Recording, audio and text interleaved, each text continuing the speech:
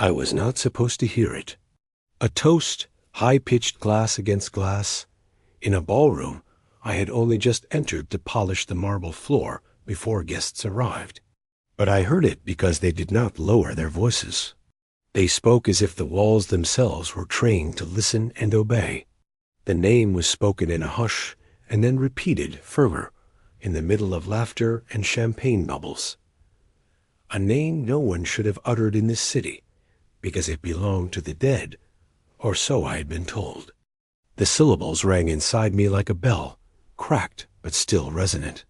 I tightened the rubber gloves on my hands, fingers damp with sweat beneath the latex.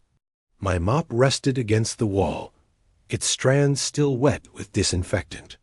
I stared at their glittering gowns, the men in tailored suits, the bright glare of chandeliers. That name, mine, I could not breathe for a moment. My own surname spoken, as if it were a curse, a forbidden's relic. I bent down, pretending to adjust the bucket, though the water had already grown gray with dirt. My eyes flicked up toward the stage, where a silver-haired man raised his flute. He had built his fortune on glass and steel, towers that reached across Snow Paolo's horizon like blades. Behind him, his daughter laughed too loudly, and her voice cut through me sharper than the detergent fumes. No one noticed the cleaner crouched by the floor. No one looked twice at me, a woman invisible by habit. They could not imagine that a housekeeper, born in the outskirts, raised in borrowed rooms, might carry within her veins the same syllables they were trying to bury beneath their champagne. The name had been hidden from me my whole life, covered by silence, as if scrubbing away the truth would erase it. My foster mother used to close the window whenever I asked about my birth. Some stains, she would murmur, cannot be cleaned without breaking the glass. I never understood. But now I did. The name they toasted belonged to a family whose empire stretched from real estate to ports. They owned the skyline, the cranes, the highways that stitched the city together. They owned the ballroom where I now crouched, cloth in hand. And as their voices echoed, I felt something crack inside me. Not anger, not revenge, just the fragile sound of recognition. I wiped the tiles slowly, each motion deliberate, as if polishing a memory. In the reflection of the marble, I saw their shoes polished leather, red-soled heels dancing, striding, claiming the ground. And then I saw myself, distorted by water and bleach, holding a rag that smelled of chlorine. It was not an accident that I had been hired for this night. The agency often sent me to the wealthiest parties, where my silence was worth more than their champagne. But I knew now it was more than chance, because 3 days earlier I had found an envelope in my locker slipped between uniforms. It contained no note, only copies of hospital records, and at the bottom, typed letters. The same surname that now rang across the ballroom like a bell. The handwriting on the envelope was unfamiliar. No return address, no signature, a gift or a trap. I had not shown it to anyone, not even to my foster brother. But I carried it in my bag, folded between a packet of gloves and a small bottle of bleach. And now, hearing them speak, I understood the weight of what I carried. The evening stretched, endless music and speeches. My body moved through the motions, emptying trash, wiping a glass table, refilling soap in the gilded restroom. Yet my mind circled the name like a moth around flame. The surname had been erased from my documents long ago.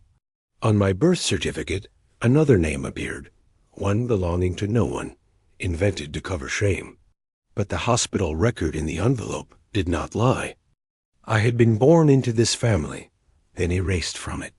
Near midnight, as the guests gathered for the final toast, I was ordered to polish the mirrored doors at the back of the hall. I sprayed the glass, watched the droplets run, wiped them in slow circles. My reflection blurred and reformed, multiplied by angles. Behind me, laughter. Ahead of me, infinite versions of a woman with gloves and rag, faceless but present. The mirrored surface held a secret, too. My eyes caught the outline of a photograph taped inside the frame, perhaps forgotten by a worker who had installed it. An old photo, faded at the edges. A woman holding a newborn in front of a hospital curtain. The child's wrist carried a tag, the letters smudged but still legible, the forbidden surname. I froze. My rag trembled in my hand. The proof was multiplying. First the envelope, now the photograph hidden in the mirror. Someone wanted me to find it. Someone wanted this truth to be scrubbed back to the surface, like grime beneath polish. At that moment, I realized I was not invisible. Perhaps I had never been. I was being watched, guided, placed into position like a pawn in a larger game. But I would not refuse. I had cleaned their houses, their offices, their ballrooms. I had scrubbed their floors until my hands cracked and bled. If there was dirt hidden in their past, I knew how to uncover it. In the days that followed, I carried the photo and the hospital record like contraband. I returned to work at smaller apartments, anonymous offices, but my mind was elsewhere. I searched archives, libraries, old municipal ledgers. I found more, a notarial act, handwritten decades ago, naming a child given away, initials matching mine. A letter, unsigned, describing a scandal hushed by silence. Each piece fitted together like tiles in a mosaic, and still I told no one. Not yet. Truth, like bleach, must be poured carefully. Too much, and it burns everything it touches. By the end of that week, I received another envelope, this time slid beneath my door. Inside, a single sheet, a copy of a will notarized, with the name of the patriarch, the same silver-haired man whose voice I had heard raise that forbidden surname. The will named heirs, his daughter, his grandchildren. And then, crossed out but still legible, another line, my name. I sat on the bed, gloves still on from cleaning an office earlier, the scent of disinfectant clinging to my skin. I stared at the page until the letters blurred. They had tried to erase me from inheritance, from history, from blood. But they had left traces, and I was trained to see stains that others missed. The following Monday, the confrontation became inevitable. A press conference was scheduled in the mirrored lobby of their corporate tower, announcing new projects that would reshape the port and the skyline. Journalists, investors, dignitaries would attend. I knew then it was the stage chosen for me. I arrived early, dressed not in uniform, but in plain clothes, the envelope of documents pressed against my chest. No one stopped me. Cleaners move unnoticed even when they are not in uniform. I lingered near the edge as the crowd gathered. The patriarch spoke again, his voice rehearsed, promising progress, towers, prosperity. Cameras flashed, applause. And then, as silence fell, I stepped forward. My voice trembled but held. You forgot a name. The room stilled, heads turned. For the first time in my life, all eyes were on me. I raised the envelope, removed the hospital record, the letter, the photograph, the will. My hands shook, but my voice was steady. You forgot the child you erased. Gasps rippled. Cameras pivoted. I laid the documents on the podium in front of him, one by one, like wiping dust from a forgotten shelf. The record of my birth, the photo from the hospital, the notarial act, and this will where my name was written before it was struck through.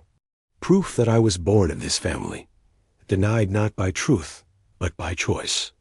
The patriarch's face tightened, lines deepening like cracks in stone. His daughter rose, voice sharp. This is absurd. But the notary, summoned by journalists, leaned forward to examine the papers. His silence was louder than any denial. I stood taller, gloves in my pocket, the scent of bleach still clinging to my fingertips. You built towers of glass and steel, but you could not scrub away blood. You can polish the floor until it shines, but the cracks remained beneath. The cameras caught every word. Witnesses filled the mirrored hall, and in the reflections, 1,000 versions of myself stood firm. For the first time, I was not a cleaner of their mess. I was the stain they could not erase.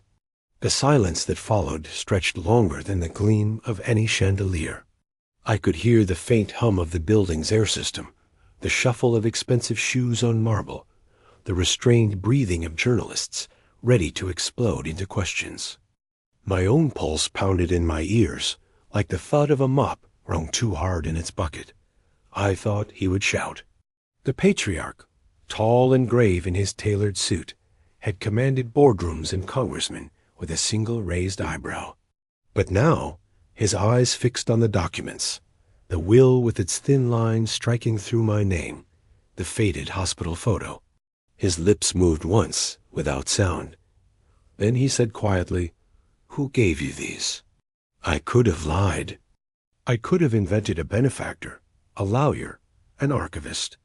Instead, I told him the truth. They came to me the way dirt comes to light. No matter how many layers you cover it with, it surfaces. A murmur swelled in the room. Reporters raised their recorders. Lenses glared like 1,000 eyes. The daughter Luciana stepped forward. She was my mirror opposite. Silk blouse, diamond earrings, hair arranged like sculpture. She leaned toward me with a smile that was more blade than warmth. "You think paper makes you blood? Paper can be forged. Stories can be bought." I did not answer her directly. I turned to the notary, who held the documents with careful hands. His voice was steady, official. "These are authentic. Originals can be verified in the public registry. The hospital record bears signatures that match archival files." Gasps again, sharper this time. The air reeked faintly of perfume and polished stone, but beneath it I imagined the sting of bleach, the clean clarity that burns. Luciana's smile flickered. "Even if they are real, what of it? Accidents happen. Records confuse. Our family's business is not to entertain claims from strangers who—" She stopped herself, lips tightening. She had almost said, "strangers who clean floors." The thought hovered, unspoken, yet the room heard it anyway. I looked her in the eye. "I was never a stranger to your father. He knew. He signed. He chose to hide me." The patriarch flinched. A small gesture, but enough. The cameras seized it, immortalized it in frames that would circulate by nightfall. He pressed a hand against the podium, steadying himself. His voice was lower than before, but it carried. This is not the place, but it was. The mirrored lobby, his chosen theater for progress, now held another script. One where the dust swept beneath rugs returned under fluorescent lights. Reporters began to shout questions. "Do you acknowledge her claim? Will you submit to DNA testing? Was there an erased error?" He raised his hand to silence them, but authority slipped from him like water. He looked at me, really looked, as though for the first time. I saw calculation, regret, exhaustion. Then he spoke, almost as if to himself. "She has my mother's eyes." The words rippled, undeniable. The press surged forward, flashes bursting. Luciana gripped his arm, whispering furiously, but microphones caught fragments. Scandal, investors, denial. I stood still, the gloves in my pocket pressing against my thigh. Their powdery smell clung to me, mixing with the faint sweetness of perfume spilled nearby. I thought of all the years I had cleaned corners no one saw, stains behind furniture, streaks beneath rugs. Secrets were always there if you bent low enough. "Will you recognize her legally?" A journalist pressed. The patriarch closed his eyes briefly. "We will review the records. Until then, no statement." Cowardice disguised as caution. But it was enough to plant the seed. The news was already alive, traveling through wires, screens, whispers. My name, once erased, was now echoing. I left the lobby not as an intruder thrown out, but as a question that refused to vanish. The following days unraveled like dirty water seeping across a polished floor, spreading beyond control. Newspapers carried headlines of hidden heir, erased bloodline, and liar's stain. My photo, taken hastily by a journalist, appeared beside the silver-haired patriarch's stern face. They called me a house cleaner turned claimant, a ghost resurfaced from the margins. I read none of it aloud. At work, I scrub at an office kitchenette, wiped fingerprints from glass doors. Colleagues eyed me differently, whispers trailing me like shadows, some with awe, others with suspicion. At night, I sat with the documents spread across my small table, the surface scarred by years of bleach spills. I studied the will, the photograph, the notarial act, the hospital record. My life reduced to papers, yet heavier than stone. My foster brother asked once, "Why chase them? They never wanted you." I looked at my cracked hands, the skin raw from detergents. Because they said my name was dirt. But dirt is what roots grow in. He did not ask again. Weeks later, the confrontation escalated. The patriarch summoned me, through lawyers, to a boardroom meeting. Neutral ground, they said. Neutral, though its walls gleamed with wood imported from forests I had never seen. Its table so polished I could see my reflection distorted in its sheen. I arrived early. Sat at the edge of the room, documents in a plain folder. The fluorescent light buzzed faintly overhead, reminding me of the cleaning closets where I had spent half my life. They entered in procession. The patriarch, Lusana, two lawyers in suits that smelled of starch and money. Their eyes scanned me like assessing a stain. How deep, how permanent, how removable. "We will offer you a settlement," one lawyer began, his tone precise, clinical, an acknowledgement of unfortunate errors in record-keeping. "In return, you agree never to assert claim to inheritance or public association with the family." I listened. The words were like ammonia, sharp, meant to clear surfaces. "So you want me to disappear again?" "Not disappear," the other lawyer said smoothly. "Live comfortably, quietly."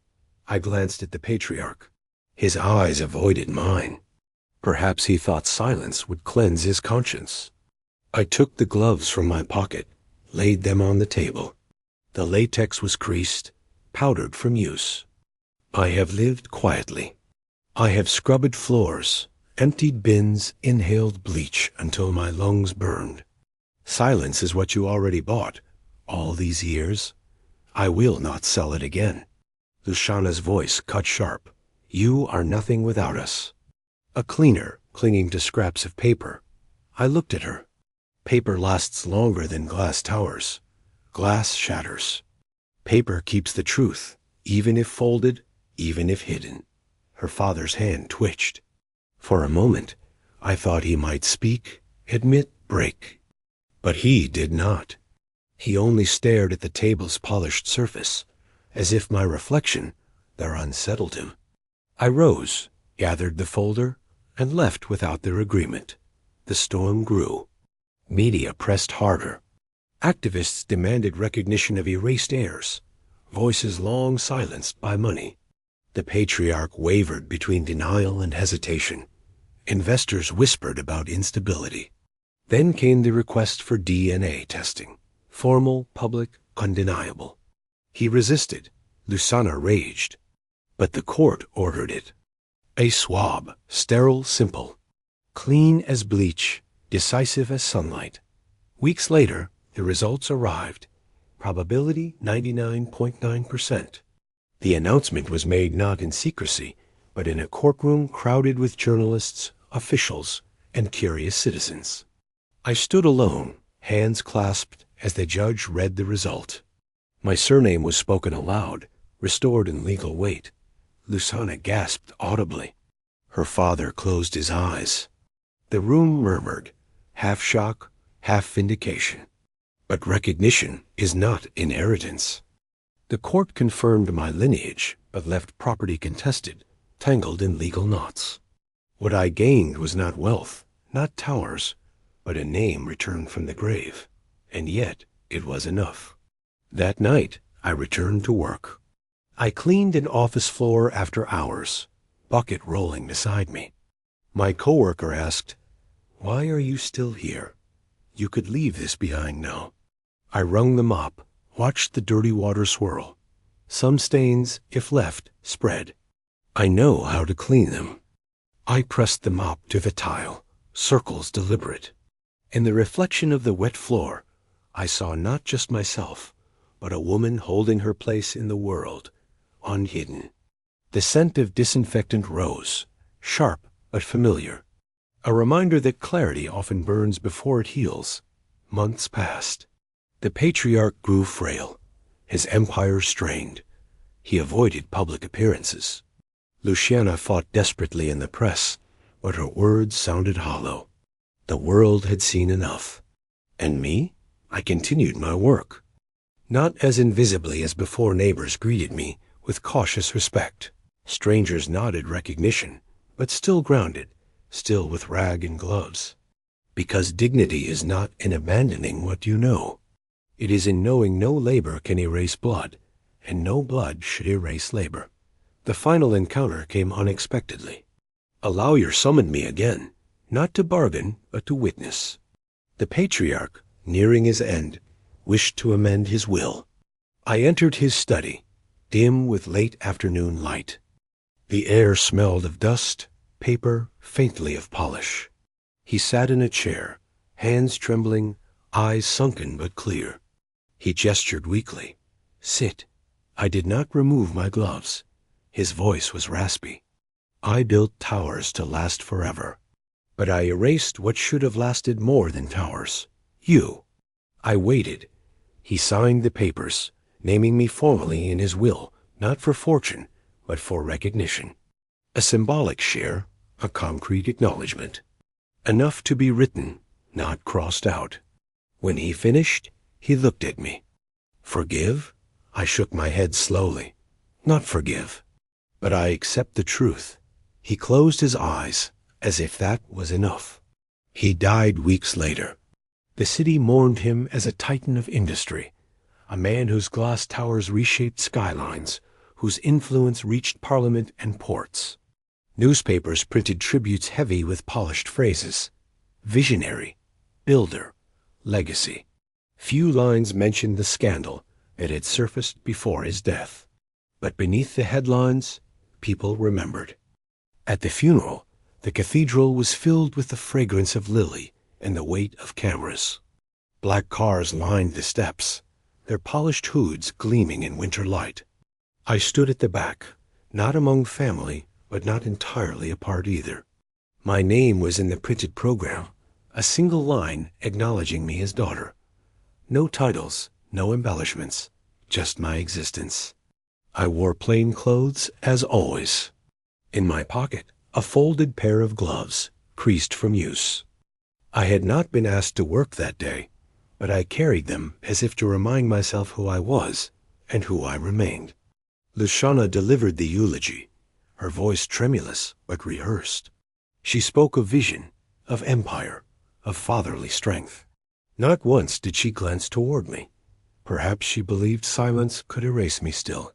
When it was over, I stepped outside into cold air that smelled faintly of rain and stone. A journalist approached, microphone in hand. "How do you feel, being recognized only at the end?" I thought of bleach, its sting, its cleansing burn.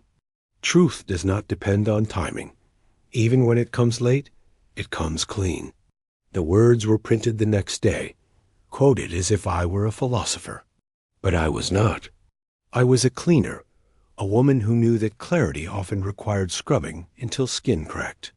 The months after his death were quieter. Legal matters unraveled slowly, the estate divided, contested, delayed. I inherited little of material worth. A modest apartment, once belonging to his mother, and a symbolic share in the company, more gesture than power. But it was not wealth I sought. It was visibility, a name on documents, a place in history that could not be scrubbed away, I moved into the apartment. Its walls smelled of dust, its windows streaked with years of neglect. I cleaned them myself, bucket and rag in hand, as though performing a ritual.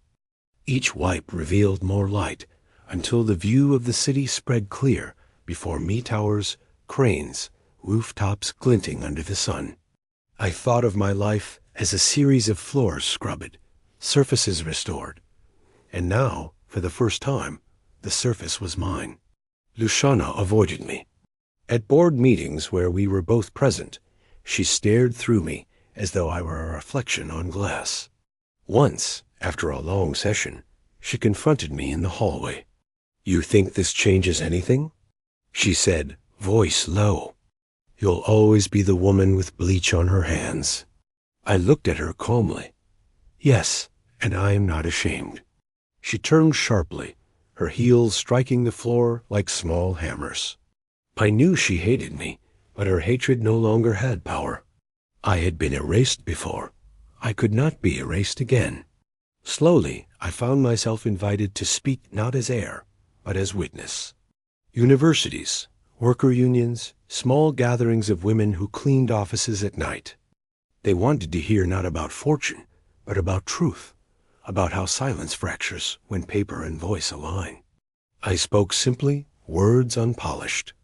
They thought my name was dirt. But dirt is where roots live. Do not believe those who call you invisible. A mop leaves streaks. Gloves leave powder. Our work marks the world, even when others pretend it does not. The women nodded. Some wept. I felt their hands, rough like mine, grip mine in solidarity. It was more inheritance than any apartment or stock. One evening, months later, I returned to the mirrored lobby where it had all begun. The building still gleamed, though its atmosphere had shifted. The patriarch's portrait had been replaced by a neutral design, the empire now run by Luciana and her allies. I entered as a visitor, not a worker. Yet I carried a small cloth in my bag, out of habit. Standing before the mirrors, I studied my reflection. Clear, steady, no longer blurred by water streaks. And then I saw the faint outline of the old photograph taped behind the glass, the one I had discovered on that first night. It was still there, half hidden, edges curling.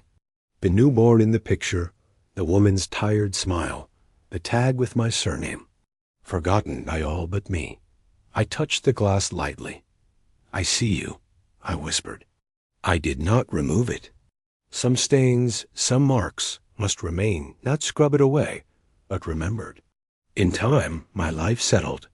I continued to work, though part-time now, choosing homes and offices where dignity was intact, where people greeted me by name. I kept the gloves, the mop, the scent of disinfectant, not as burdens, but as companions.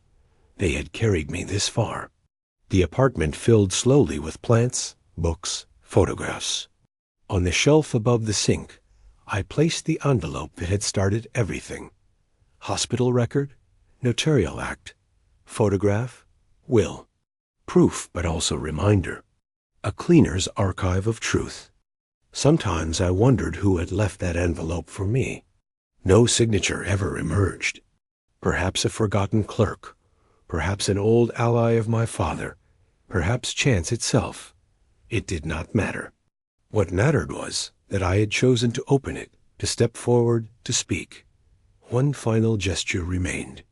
On the anniversary of his death, the company held a memorial at the port he had built. Ships loomed, cranes arched, the air thick with salt. Executives gathered, journalists scribbled. Luciana stood at the podium, her speech polished as steel. When it was over, I stepped forward, not planned, not invited, just present. I placed on the podium a single pair of gloves, folded neatly.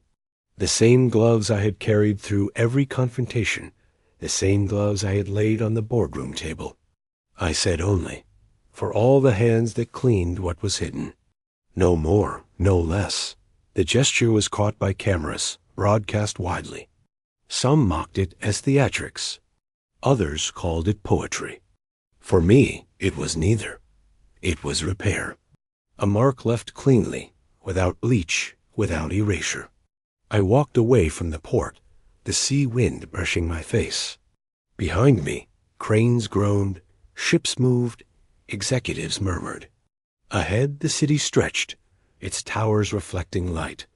I carried no riches, no empire. Only a name restored. Only hands, scarred but steady. Only truth, which no one could scrub away again. And that was enough.